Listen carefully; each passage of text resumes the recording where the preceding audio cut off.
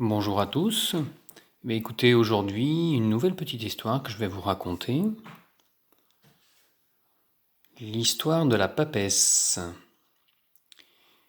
Donc, la papesse qui peut représenter un homme ou une femme, bien entendu.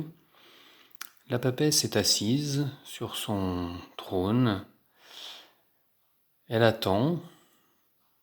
C'est un personnage qui a vécu, qui a déjà une petite expérience, mais qui prend le temps de réfléchir, souhaite faire un point un petit peu sur son passé et voir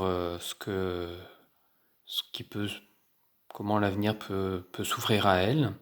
Donc elle attend, elle lit pour apprendre, pour avoir des connaissances complémentaires, elle réfléchit, elle est en gestation, elle couve un petit peu son projet, elle essaye de l'affiner, de l'étoffer.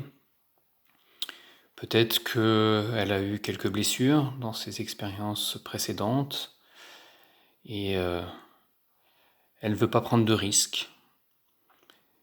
Dos à son avenir, elle cherche vraiment à combler et étoffer ce passé qui lui permettra, une fois aplani, d'aller de l'avant. Mais à attendre trop longtemps, peut-être qu'elle peut passer aussi à travers des opportunités. Elle peut-être, plus elle attend, plus elle enregistre des informations et des connaissances supplémentaires, peut-être qu'elle hésite, peut-être qu'elle commence à prendre peur aussi de quel choix elle doit faire. Donc on va voir un petit peu ce qu'elle regarde sur notre gauche. Donc la force. Je vais les mettre l'une en face de l'autre. Voilà. Elles se font face. L'une regarde le passé, la papesse. La force regarde l'avenir. La papesse est dans l'attente, elle est assise. Et donc une carte paire, numéro 2. Donc une carte réceptive, passive. La carte 11, donc la force, une carte active. Donc l'une est dans l'attente, l'autre passe à l'action. Carte 11 pour démarrer un nouveau projet, donc ça tombe bien. La force est là au début d'un nouveau cycle, donc elle est peut-être la réponse qu'attend cette papesse.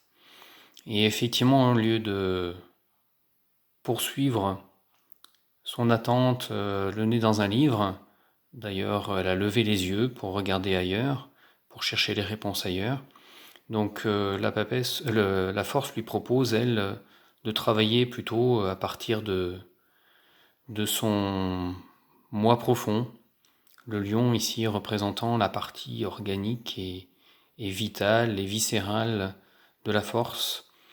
Donc le lion s'appuie sur le bas-ventre du personnage. Donc vraiment, au lieu de...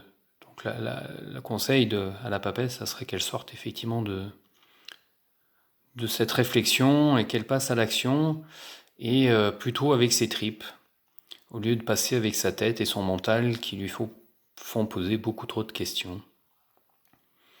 Donc la force est vraiment ancrée dans la terre, est vraiment ancrée dans l'inconscient profond, et cette force a pour action et objectif de canaliser un petit peu les envies, les passions qui sont profondes, les faire émerger et de les canaliser en maîtrisant ce lion, et pour pouvoir effectivement à la papesse, pour lui permettre d'aller de l'avant et de se retourner vers son avenir. Voilà pour cette histoire d'aujourd'hui, et belle journée à vous et à bientôt.